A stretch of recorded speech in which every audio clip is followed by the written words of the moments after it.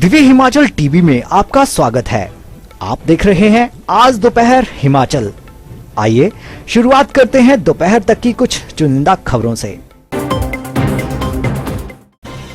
भेड़ पालक पर टूटा पुलिस का कहर, बुरी तरह पिटाई। किन्नौर में पेश आया सनसनीखेज मामला। कोविड-19 पास से टेम्परिंग करने पर 2 सैलानी संस्थागत क्वारंटीन, महतपुर से करना चाहते थे एंट्री। मंडी शहर में रेहड़ियों का निरीक्षण, ऐसे नियम पूरे करने पर मिलेंगे लाइसेंस। मुसीबत के गर्त में ऐसी फंसी गाड़ी की छूट गए लोगों के पसीने। सोलन में पेश आया हैरान कर देने वाला मामला।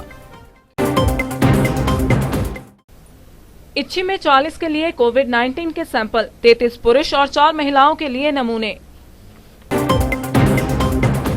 और अब समाचार विस्तार से। किन्नौर जिले के कटगांव पुलिस चौकी के कर्मियों पर किशोर कुमार नामक भेड़पालक ने बेरहमी से मारपीट के आरोप लगाए हैं। मामला किन्नौर के एसपी एसआर राणा के समक्ष पहुंच गया है। एसपी किन्नौर ने मामले में कड़ा संज्ञान लेते हुए उपमंडलीय पुलिस अधिकारी भावानगर राजू को जांच का जिम्मा सौंपकर 2 दिन के भीतर निष्पक्ष जांच कर रिपोर्ट तलब की है। वहीं एसडीपीओ राजू ने काफलू पहुंचकर मामले की जांच शुरू कर दी है। भेड़पालक और उसके रिश्तेदारों ने एसपी किन्नौर से भेंट कर न्याय की गुहार लगाई है।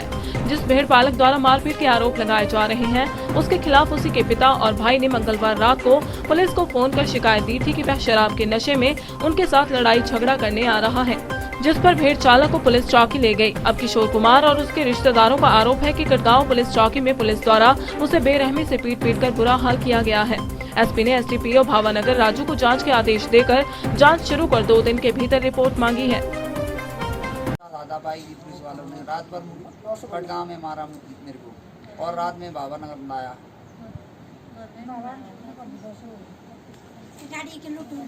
और गिर के गिरने से ऐसी हालत हुई, बोल रहे थे वो मुकर रहे मार के भी मेरे को। एसडीएम के पास पेश हुआ था यहाँ पर, उसके बाद उन्होंने यहाँ छोड़ के वो चला गए और मेरे को बोलते कि मारपीट की नहीं बोलना।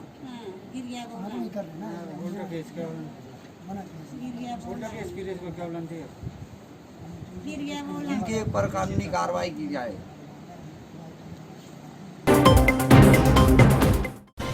कोविड-19 ई पास से टेम्परिंग करने पर 2 सैलानियों को ऊना प्रशासन ने संस्थागत क्वारंटीन किया है। ये दोनों सैलानी प्रदेश के प्रवेश द्वार महतपुर से राज्य में प्रवेश करना चाहते थे, लेकिन वहां तैनात पुलिस बल ने उन्हें वहीं रोक दिया। दोनों सैलानियों ने उनके पास वैलिड पास होने की बात कही। मामले की गंभीरता देखते हुए डीसी ऊना संदीप कुमार रात 10 बजे ही महतपुर बैरियर पहुंचे और दोनों सैलानियों के डॉक्यूमेंट जांचे, जिसमें महिला व पुरुष सैलानी द्वारा ई पास के साथ टेम्परिंग तथा कोविड-19 की रिपोर्ट ओवरराइटिंग की गई थी, जिस पर उपायुक्त ऊना ने दोनों को संस्थागत क्वारंटीन करने के आदेश जारी किए। पुरुष सैलानी जर्मनी व महिला साउथ अफ्रीका से आए थे और इन्होंने धर्मशाला जाना था। दोनों को गुलमोहर क्वारंटीन सेंटर में रखा गया है। Yes sir. कल रात्रि के समय यानी कि 16 जुलाई को मुझे सूचना मिली थी कि 2 फॉरेन नेशनल जो हैं वो धर्मशाला किसी होटल की बुकिंग दिखा के ऊना जो है वो एंट्री चाह रहे हैं महतपुर बैरियर से। तो मैं उनके डॉक्यूमेंट्स की वेरिफिकेशन के लिए कल महतपुर गया और जब उनका देखा तो उन्होंने कोविड-19 का जो पास था उसके ऊपर टेम्परिंग करी हुई थी। जो कोविड-19 का टेस्ट था उसके ऊपर ओवरराइटिंग करी हुई थी। तो इन फॉरेन नेशनल्स को जो है वो तुरंत प्रभाव से हमने वहाँ पर जो है वो रोका, महतपुर बैरियर पर ही, और इनको जो है वो इंस्टीट्यूशनल क्वारंटीन किया है। इस तरह से जो भी फर्जी दस्तावेज लेके आ रहे हैं उनकी जिला प्रशासन ऊना जो है वो प्रॉपर वेरिफिकेशन कर रहा है बैरियर्स के ऊपर। आप कृपया इस तरह का काम ना करें जिससे कि आम आदमी को असुविधा हो। आप ढंग से अपना जो रजिस्ट्रेशन है उसको करवाएं, ट्रू इन्फॉर्मेशन जो है वो अपलोड करें। यदि आप कोई भी फॉल्स इन्फॉर्मेशन अपलोड करते हैं या हमें दिखाते हैं बैरियर के ऊपर और वेरिफिकेशन के वक्त वो गलत पाई जाती है तो आपको इंस्टीट्यूशनल क्वारंटीन किया जाएगा। Thank you very much. NR multi speciality अस्पताल बिलासपुर में अब ईएनटी और स्किन स्पेशलिस्ट चिकित्सा सेवा शुरू। नगर परिषद मंडी की टीम ने शुक्रवार को शहर में स्थायी तौर पर काम कर रहे रेहड़ी फड़ी धारकों का निरीक्षण किया। सभी प्रकार की औपचारिकताओं के बाद रेहड़ी व फड़ी धारकों को टाउन वेंडिंग कमेटी की ओर से लाइसेंस जारी किए जाएंगे। नगर परिषद मंडी के कार्यकारी अधिकारी BR नेगी ने बताया कि पिछले माह बैठक में निर्णय लिया गया था कि 106 अधिकृत वेंडर्स को फिजिकली चेक किया जाए और वास्तव में काम करने वालों को लाइसेंस दिया जाए। उन्होंने बताया कि आज निरीक्षण के दौरान रेहड़ी फड़ी धारकों को सरकार के आदेशों के अनुसार 7% दर पर 10,000 रुपए ऋण मुहैया करवाने को लेकर जागरूक किया गया। जहाँ तक आज हम लोग जो आपको पूरे शहर में आए हैं, अभी तो हमारा जो आपका वेंडर कमेटी बना हुआ उसमें ये डिसाइड हुआ था कि पिछले महीने ही कि जो भी 106 जो आपका ऑथराइज जो वेंडर है उनके मौके पर देखा जाए कि भाई ये वो काम कर रहे हैं नहीं कर रहे हैं। अगर जो मौके पर है उनका लाइसेंस भी दे देंगे और इनका एक आई कार्ड भी दे देंगे और इसके साथ जो आपका जो प्रधानमंत्री आपका ऋण योजना जो आपका वेंडरों के लिए आया है जो 10,000 रुपये जो आपका इनको ऋण देना है 7.5% पर, इसके बारे में हम अवेयर करने के लिए आज हमारे सारे आपका जो जिसमें 6 जो वेंडर हैं उनके द्वारा जो चुने हुए प्रतिनिधि है हमारे साथ जो एक्सपर्ट है विशाल है अख्तर है और आज हम इसलिए मौके पर आके इनका सारा वेरिफिकेशन कर रहे हैं। जियो टैगिंग हो रही है उस पर जो नगर परिषद ने 2016 में एक सर्वे किया था और उस पर 105 लोगों की जो लिस्ट है उस पर बनाई गई थी। सर्वप्रथम 105 लोगों को जो है नगर परिषद अब लाइसेंस दे रही है और जिन लोगों ने अभी न्यू लाइसेंस के जो अप्लाई किया है उस पर जो अभी जो जियो टैगिंग होगी वो लगभग 10 दिनों के बाद होगी। सोलन शहर से सटे जाणाजी रोड पर पाइप की लीकेज मुसीबत बनी हुई है। हैरत की बात है कि कोई भी इसे ठीक करने की जहमत नहीं उठा रहा, जिस कारण सड़क पर एक बहुत गहरा गड्ढा बन गया है। जो भी वाहन चालक वहां से गुजर रहा है उनकी गाड़ी इस गहरे गड्ढे में जाकर फंस रही है। कारण ये है कि लगातार हो रही लीकेज के कारण गड्ढा प्रतिदिन गहरा बनता जा रहा है। आज सुबह भी एक गाड़ी ऐसे फंसी कि उसे बाहर निकालने के लिए लोगों के पसीने छूट गए।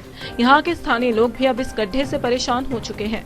कहते हैं कि कोई इसे ठीक नहीं कर रहा और रोजाना पानी सड़क पर बहता ही रहता है। क्या कहते हैं स्थानीय लोग, सुनिए। मेरा नाम गोविंद है।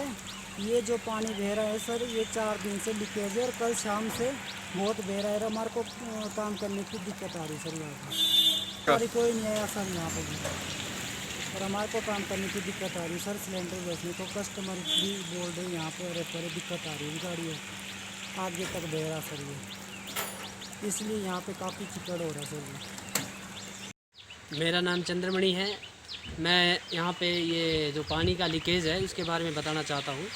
ये 4 दिन से जो है लीकेज है, लेकिन कल से कुछ ज़्यादा ही लीकेज जो हो रहा है और इसका कोई सुध नहीं ले पा रहा है। ये जो है यहाँ पे जो गैस का एक गोदाम भी है उनको भी बड़ी परेशानी हो रही है और जहाँ तक मेरा मानना है तो ये पीने के लिए पानी का जो नहीं हो पा रहा है, लेकिन यहाँ पे ये वेस्टेज जो है बहुत ज़्यादा हो पा रहा है। तो मैं चाहता हूँ कि लोग इसके जो IPH वाले या जो भी इसका विभाग है वो इसके बारे में थोड़ा सुध ले और कृपया करके जो है सबको इसकी अच्छे से ही हो जाए।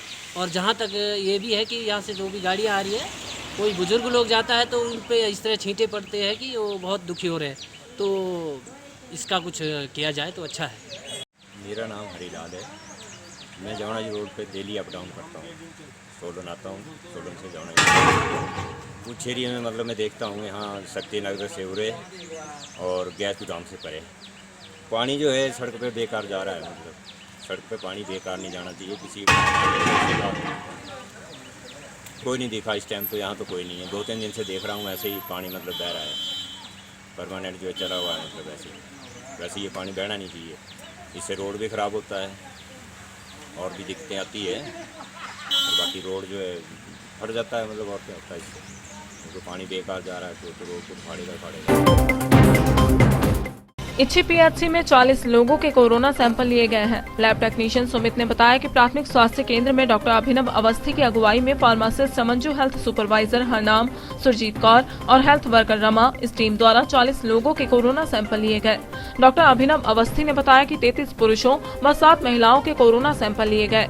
इनमें 2 लड़कियां हवाई मार्ग से आई थी और निजी होटल में क्वारंटाइन थी और 38 लोग होम क्वारंटाइन थे।